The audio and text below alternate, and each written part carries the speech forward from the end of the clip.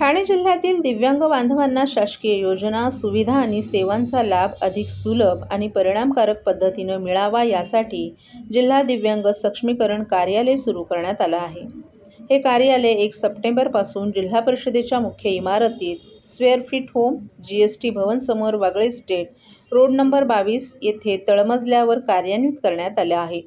या कार्यालयामार्फत दिव्यांग बांधवांना विविध शासकीय योजनांची माहिती, अर्ज प्रक्रिया, लाभ मिळवण्यासाठी आवश्यक मार्गदर्शन तसंच समस्या निवारण्यासाठी सहाय्य उपलब्ध करून दिलं जाणार आहे। जिल्ह्यातील दिव्यांग नागरिकांना शासनाच्या कल्याणकारी उपक्रमांचा योग्य लाभ घेता यावा, हा या कार्यालय स्थापनेमागील मुख्य उद्देश आहे।